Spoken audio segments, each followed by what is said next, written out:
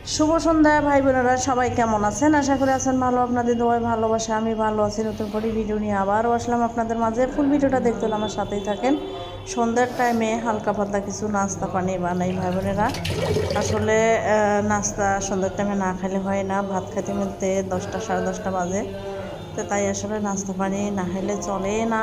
তো এই চাটা তো লাগেই সবসময়, গরম ঠান্ডা দোনোটা মিলিয়ে সবসময় আমরা চা খাই।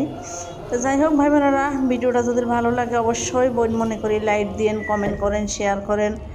ভাই বোনেরা, আপনাদের তো আর টাকা পয়সা চাই না, জায়গা সম্পত্তি চাই না, কিন্তু শুধু ভিডিওটা দেখি লাইক দিন, কমেন্ট করেন। আপনাদের জন্য তো এত কষ্ট করি ভিডিওগুলো বানাই। আর আমরা সবসময় সামাজিক মানুষ, আমরা সবসময় সামাজিক ভিডিওগুলো দেই। আর সবসময় আমি কিন্তু সাংসারিক ভিডিওগুলোই দেই। আসলে বাহিরে বের হওয়া হয় না, আসলে শহরগুলির কথা ভাই বোনেরা। আর ঢাকা শহরের পরিস্থিতিগুলো তো আপনারা সবাই জানেন কী অবস্থা। ঢাকা শহর এখন চলতেছে, নির্বাচন না হওয়া পর্যন্ত আসলে কোনো শান্তি নাইও। হয়তো সবাই দুশ্চিন্তার মধ্যে আছেন, সবাই সবাইকে দোয়া করেন, অবশ্যই সমাধান সব কিছু হয়ে যাবে ইনশাআল্লাহ। তা আসলে প্রয়োজন ছাড়া অপ্রয়োজনে কখন আসলে বের হওয়া হয় না। তো হয়তো আপনারা বুঝতেই পারছেন। তো তাই আমি সবসময় যেন আসলে সংসারে কী কাজ কাম করি না করি, আমি সবসময় ভিডিওগুলো এগুলোই দিই।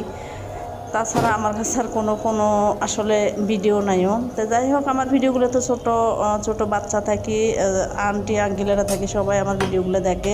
যে যেখান থেকে আমার ভিডিওগুলো দেখেন অবশ্যই লাইক দিন, কমেন্ট করেন, হাতে একটু সময় নিয়ে ভিডিওটা দেখবেন, অবশ্যই ভালো লাগবে। তো যাই হোক, অনেক কথা বলে ফেলাইলাম। আসলে মাগরিবেরও আজান দিয়ে দিছে।